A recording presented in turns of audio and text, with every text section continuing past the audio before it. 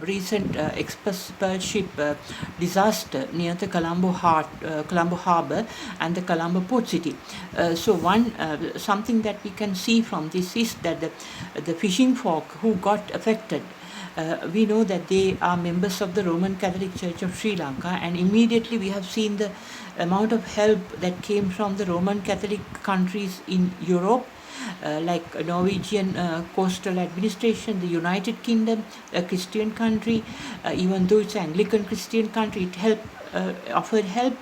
through its Center of Scientific and Environmental Analysis, and U.S. President Joe Biden also offered,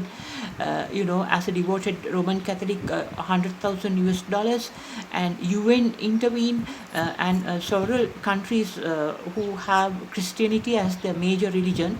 helped the affected fishing Roman Catholic, prominently the Roman Catholic fishermen along the coastal belt who got affected due to the express pearl ship disaster. But we can see, on the other hand, since this got media spotlight only, the offer came like this. But we can see, on the other hand, as I mentioned earlier also, the same Roman Catholic people, Sri Lankans, who do the coconut cultivation, who don't have fertilizer, actually from 2000, maybe at the beginning of the 2020, had a major problem, and since it did not come into media spotlight, nobody offered them any help. And also we can see in Sri Lanka currently the shifting to the carbonic fertilizer, even though it is the Buddhist farmers around the country who are, because the farming community is predominantly Buddhist and Hindus, not the Muslims or the Roman Catholics, since Buddhist values discourage them from doing industries like killing animals, like slaughtering cattle or pig or goat or sheep, or even fish, or even making poisons, like they don't do, and also making arm industries they don't do, because even sex related industries the Buddhist people don't do, because these industries have been requested in the Buddhist teachings as bad, because we can particularly see the US government, the president of US, Joe Biden, few days ago initiating some new laws in US Congress to prevent US arms industry from selling weapons to terrorist groups like ISIS, Taliban, Hamas. So this is why in Buddhist teachings, certain industries like poison making, arms industry, and killing fish, animals, and selling one's body, human trafficking, drug related industries, or even immoral sex industry like prostitution or abortion industry, even the gay, lesbian things have been prohibited as something a person must not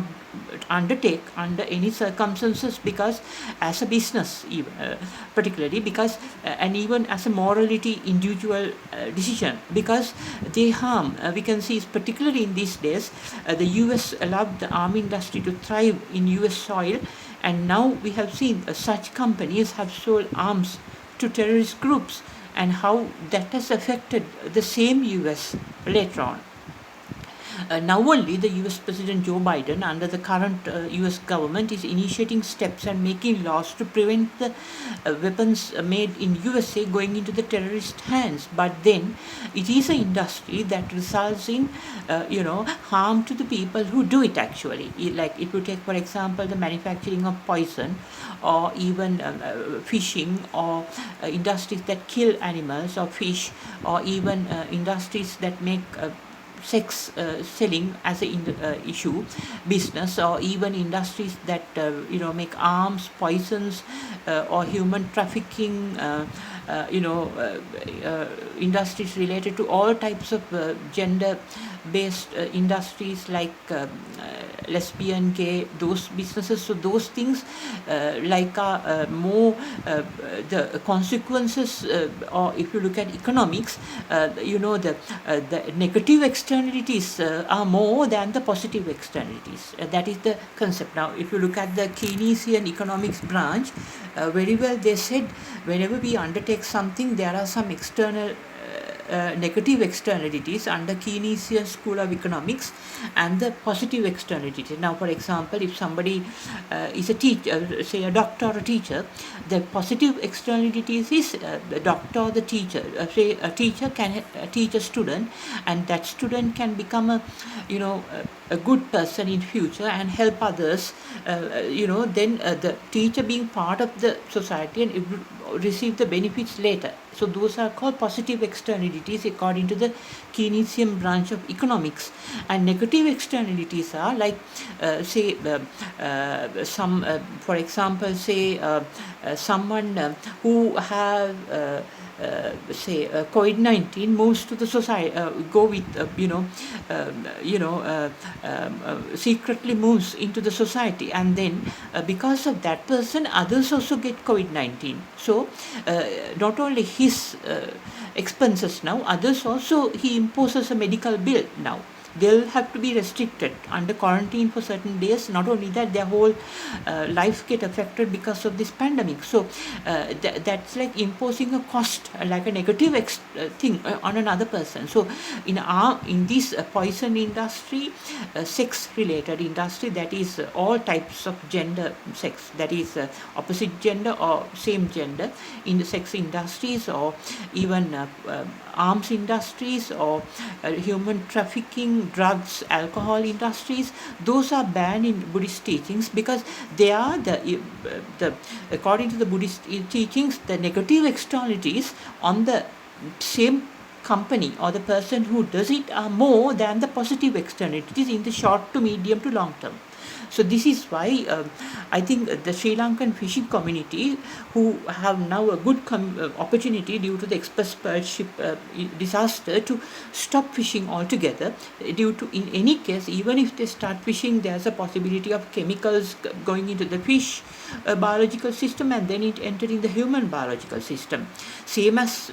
the previous chemical fertilizer for agriculture purpose. So I think because of this situation, Sri Lankan Roman Catholic fishermen around the coastal belt of Sri Lanka must now start a new opportunity, like refrain from this fishing and start buying fish from other neighboring countries and then selling them here, or make it like a trade, not really individually deciding to do fishing, but rather buy it from another source who does this fishing, catching the fish and then sell it back into country. I think that will help them to develop their lives rather than stagnating always along the beaches in slum houses. Right, their children get affected and they don't get education, they never become educated people. If you look at the fishing community of the Roman Catholic people around the coastal belt, there are no lawyers, there are no engineers, there are no doctors, there are no bankers. Not always the generations, they always go to sea and live in small houses. This is the situation.